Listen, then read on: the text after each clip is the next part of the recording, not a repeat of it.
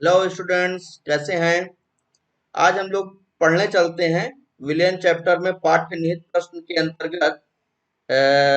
पहला जो क्वेश्चन है, पहला क्वेश्चन क्या है? यदि 22 ग्राम बेंजीन में 122 ग्राम CCl4 घुली हो तो बेंजीन एवं CCl4 के द्रव्यमान प्रतिशत की गणना करें। ये हमारा क्वेश्चन है। इसको अब देखिए हम कैसे सॉल्व करेंगे।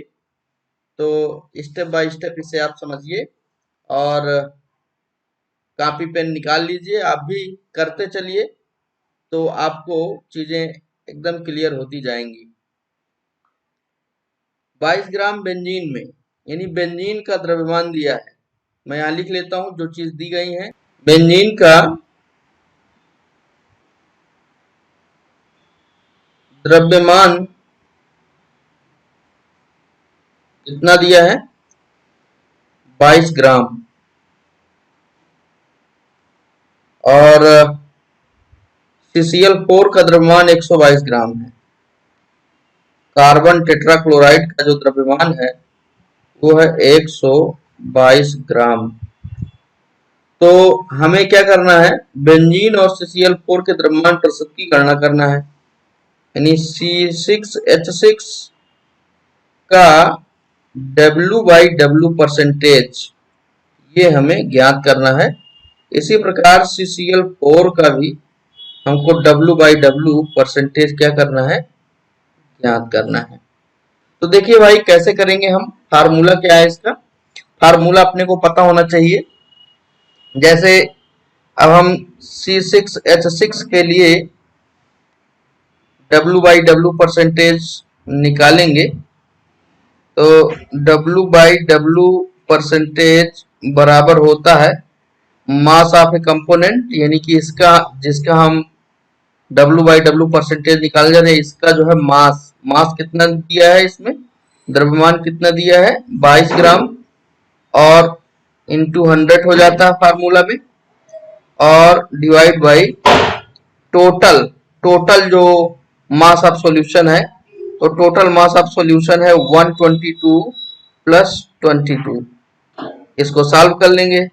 सॉल्व करेंगे तो ऊपर हो जाएगा 22 गुणते 100 यानी 2200 और बटा नीचे हो जाएगा 144। इसको हम हल करेंगे, जो आएगा वही हमारा क्या होगा? आंसर होगा 15.28 ये आएगा। इतने परसेंट ही क्या होगा? आंसर होगा। ओके, तो ये हो गया पहला पार्ट। अब जैसे अपने को W/W परसेंटेज निकालना है CCl4 का, तो उसको उसके लिए क्या है? बहुत सिंपल भाई। हम क्या करेंगे इसके लिए? क्या करेंगे? 100 में से 15.28 को हम माइनस कर देंगे। ओके, ये जो यहां से आया है तो इसको माइनस कर देंगे, जो आएगा वही हमारा क्या हो जाएगा? आंसर। ओके, आइए अगले सवाल की ओर। तो इसमें दिया है बेंजीन का 30 द्रव्यमान प्रतिशत, यानी कि C6H6 का W/W percentage is equal to दिया है 30। ओके, तो ये क्या करना है हमको? C6H6 के मोल अंश की गणना करनी है। तो C6H6 का मोल अंश या मोल प्रभाज हमें निकालना है। ओके, ये हमारा सवाल है। तो देखिए ये चीज दिया है। ओके, तो इससे क्या अर्थ निकलता है वो चीज हम यहाँ पर लिखेंगे भाई। जिस भी घटक का जितना परसेंटेज होता है तो उसका एक अर्थ यहाँ पर स्पष्ट होता है। क्या कि 100 ग्राम विलयन होगा तो उसमें 30 ग्राम बेंजीन उपस्थित होगा। यही यानी कि 30% W/W का अर्थ है का अर्थ है 100 ग्राम विलयन में 100 ग्राम विलयन में उपस्थित C6H6 बराबर 30 ग्राम। यही तो ये स्पष्ट होता है। विलयन का जो द्रव्यमान है वो 100 ग्राम है, और जो C6H6 है उसका द्रव्यमान कितना होगा, 30 ग्राम। तो उसी के अकॉर्डिंग हम यहाँ निकाल लेंगे। देखिए, जो मोल प्रभाज का फार्मूला है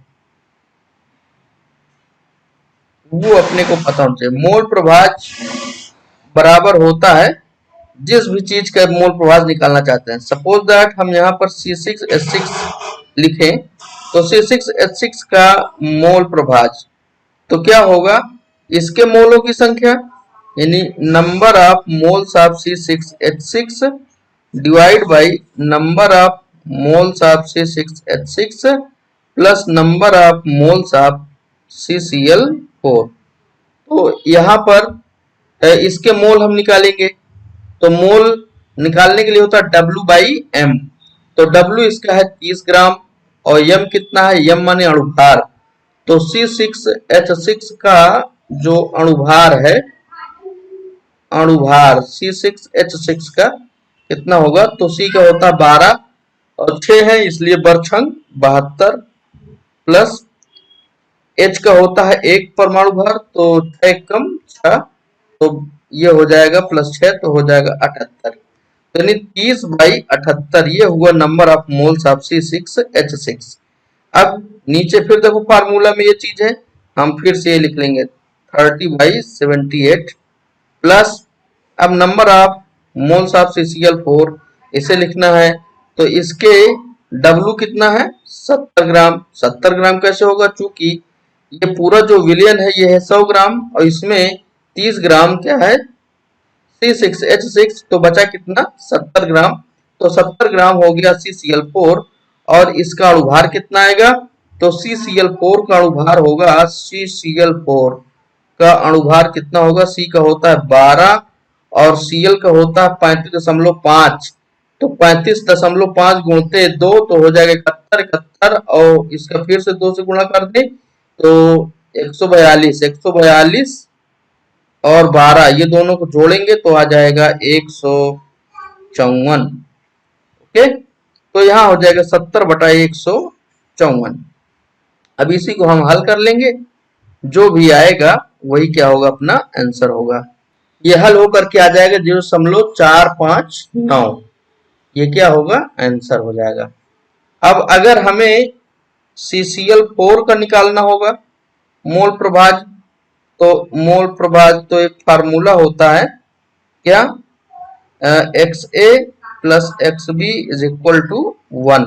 तो इससे हम निकाल लेंगे, यानी हो जाएगा इसका मोल प्रभाज निकल आएगा क्या, 1 से हम घटा देंगे कितना 0.459, जो आएगा वही क्या होगा, आंसर।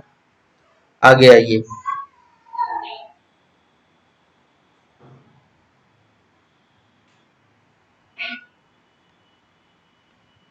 तो निम्नलिखित में प्रत्येक विलयन की मोलरता ज्ञात करना है। पहला नंबर है, यानी का नंबर में विलयन की मोलरता कैसे ज्ञात करनी है, क्या सवाल है। 30 ग्राम कोबाल्ट नाइट्रेट यानी 6H2O इसमें क्रिस्टलीय जल के रूप में है, तो हम कहेंगे हेक्साहाइड्रेटेड कोबाल्ट नाइट्रेट कितने ग्राम, 30 ग्राम 4.3 लीटर विलयन में घुला हो। ओके, चलिए तो हम का नंबर हल करते हैं।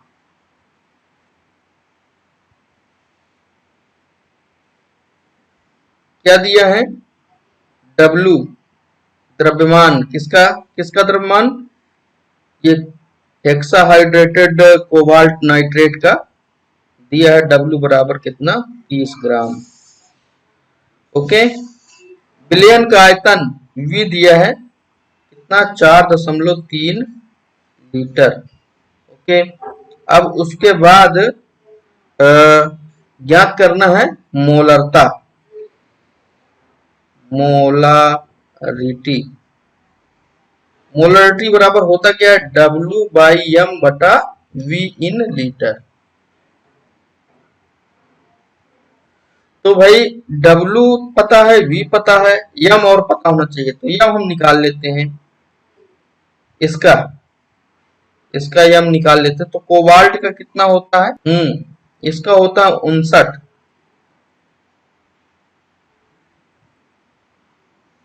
प्लस ब्रैकेट में है N का होता है 14, O का होता है 16 गुणते 3 और पूरे में गुणा हो जाएगा 2 का, प्लस 6 गुणे H2O का होता है बेटा 18।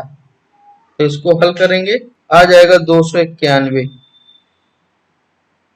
ठीक है, 291 ये हो गया अणुभार। अब इस सूत्र में हम इसको रख देंगे, आप लोग रखिए। W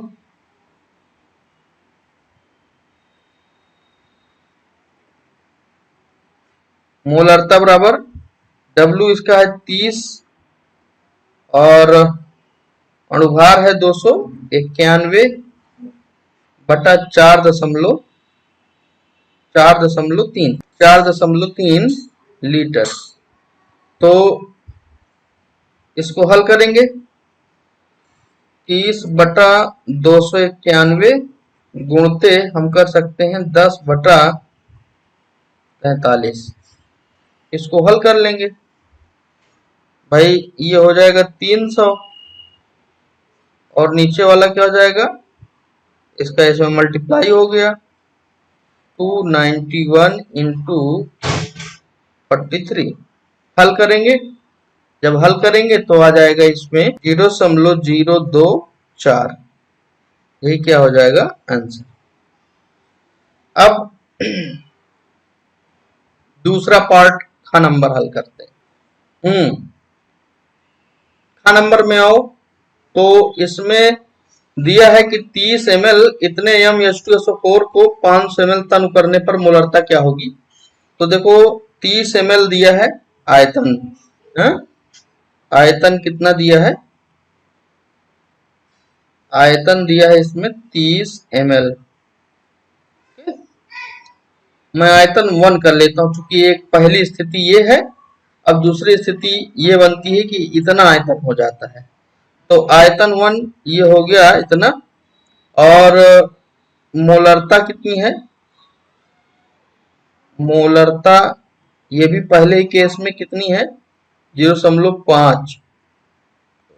ओके, तो दूसरे केस में आयतन हो जाता है, कितना हो जाता है 500 ml। तो ये आयतन 2 है, तो मोलरता क्या होगी, ये हमारा सवाल है। तो देखो भाई एक सूत्र होता है M1 V1 is equal to M2 V2। तो M2 इज इक्वल टू क्या हो जाएगा, M1 V1 divide by V2। Okay, यही फार्मूला लगा दीजिए। M1 है 0.5, V1 कितना है 30 है,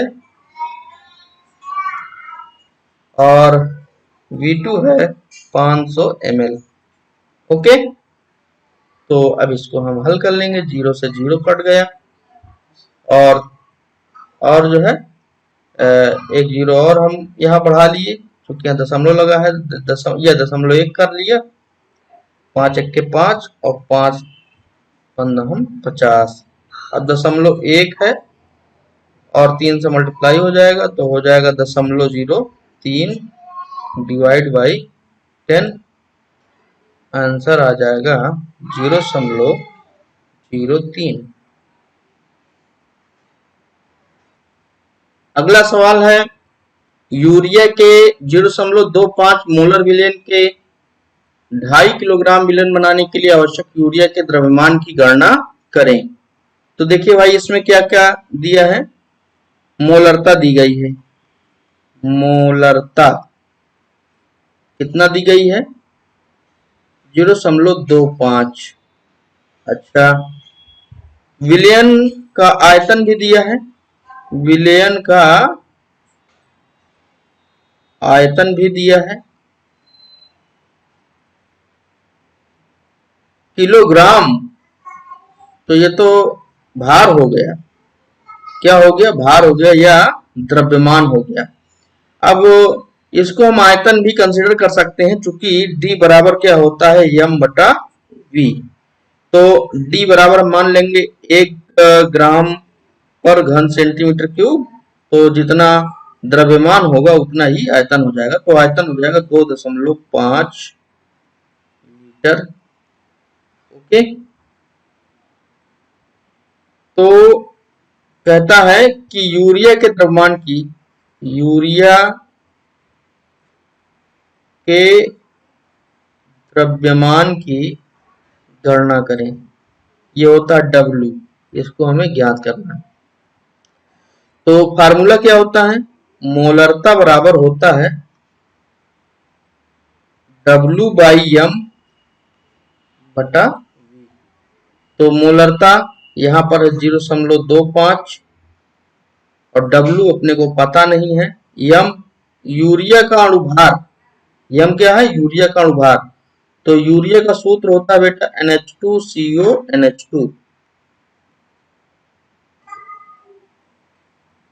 इसका यूरिया का अणुभार निकालिए, तो यूरिया का अणुभार हो जाएगा N14 + 2 + 12 + 16 और प्लस फिर से 14 फिर 2, 14 2 16, 16 दूना 32, 32 12 44, 44 2 46, 14 60। ओके, तो W बाई क्या हो गया 60 डिवाइड बाई 2.5। ओके, अब इसको हम हल करेंगे, तो W बाई 60 गुणते हम कर सकते हैं 10 बटा 25, राइट, बराबर 0.25। ठीक है, तो हो गया 10W बटे 25 छक्का 150, 1500 बराबर 0.25। इसमें से क्रॉस मल्टीप्लिकेशन कर दीजिए, यहाँ 10W इज इक्वल टू हो जाएगा 1500 गुणे 0.25, राइट, 37.5 ग्राम। तो इसमें क्या दिया है, दिया है W बाई W परसेंटेज बराबर 20। इसका क्या अर्थ है, इसका अर्थ होगा कि 100 ग्राम विलयन में उपस्थित KI, उपस्थित KI ये कितना है 20 ग्राम। ओके, तो भैया 20 ग्राम ये है, तो विलायक कितना होगा, विलायक का द्रव्यमान, विलायक हो 100 ग्राम विलयन है और विलेय है 20 ग्राम, घटा देंगे तो ये आ जाएगा 80 ग्राम। मोललता का सूत्र लगा दीजिए, मोललता W बाई M बटा कैपिटल W इन kg। तो W कितना है इसका, W इसका भैया हो गया 20 ग्राम। KI का अणुभार निकाल दो यार, KI का अणुभार, M क्या होता है अणुभार, तो K का होता है 39, I का कितना होता है यार, ध्यान, हाँ I का 127, I का कितना होता है 127, तो 127 39 जोड़ देंगे तो आ जाएगा 9 7 16 166। अब 20 बटा 166 बटा कैपिटल W यानी विलायक का भार, विलायक का भार कितना है 80 ग्राम है, तो बटा 1000 कर देंगे, इसको हल कर लेंगे। तो 20 बटा 166, तो भाई जो कहते हैं गुणते क्या हो जाएगा 1000 बटा 80, 20 एकम 20, 20 चौक 80। ओके। अब यहाँ 4 एकम 4, 4 ढाई सवा हम 1000, ऊपर हो जाएगा 250 और नीचे हो जाएगा 166। भाग दे देंगे, यहाँ ये भाग दिया 166 से 250 में, तो एक बार जाएगा 166, कितना बचेगा 4, 15 में से 14 में से 6 गए 8 और 16 पंचे 80, ये आ जाएगा 1.5। यही क्या होगा आंसर। आगे आइए ख नंबर। ख नंबर, तो ख नंबर में हम मोलरता निकालेंगे। तो मोलरता का सूत्र क्या होता है? मोलरता, मोलरता बराबर होता है बच्चों W/M बटा V इन लीटर। V इन आयतन इन LITRE लीटर, ये फार्मूला होता है। तो W कितना दिया गया है? W है आपका 20 ग्राम, M इसका 166 और V इन लीटर। यार आयतन अपने को पता करना है, आयतन क्या करना है? पता करना है। तो घनत्व बराबर द्रव्यमान बटा आयतन। तो आयतन बराबर क्या होगा? द्रव्यमान बटा घनत्व। तो द्रव्यमान, द्रव्यमान इसका विलयन का द्रव्यमान 100 ग्राम। कितना है भैया? 100 ग्राम। और विलयन का, और घनत्व, घनत्व ये दिया है भाई, ये 1.202। ओके। अब इसको अगर हम भाग दे दें तो ये आ जाएगा इतने ml। क्या आ जाएगा? ml में आ जाएगा। ओके। और हमको रखना कहे में है? लीटर में रखना है। तो यार इसको कैलकुलेट करिए। 100 भागे 1.202, तो ये हो जाता है 83.19। कितना हो जाता है? 83.19 में इसको 2 कर देता हूँ, इतने ml। ये यहाँ पर आ गया 83.2 और डिवाइड बाई 1000 कर देंगे तो ये क्या बन जाएगा? लीटर। हल कर लेंगे 20/166 गुणते 1000 बटा 83.2। हल करेंगे साथियों तो क्या होगा? ये हो जाएगा 20,000 और डिवाइड बाई 166 इंटू 83.2। हल करेंगे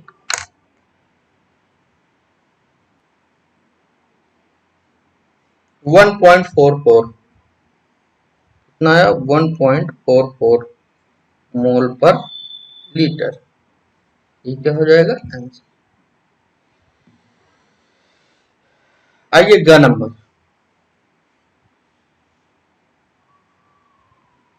ग नंबर,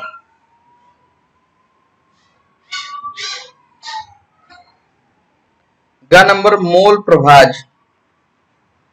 मोल प्रभाज, मोल प्रभाज, मोल प्रभाज में मैं निकाल लेता हूं पहले किसका मोल प्रभाज?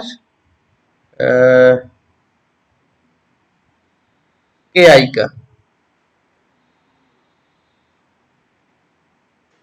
ठीक है।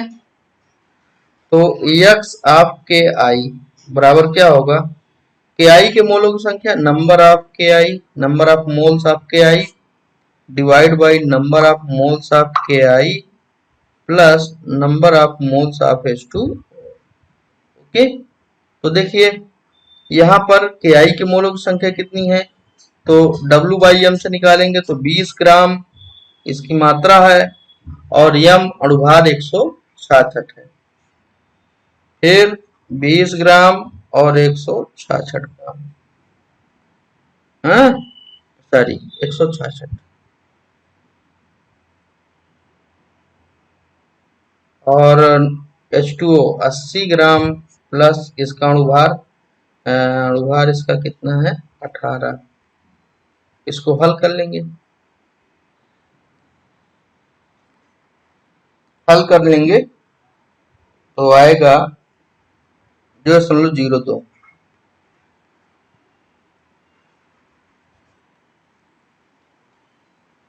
ओके।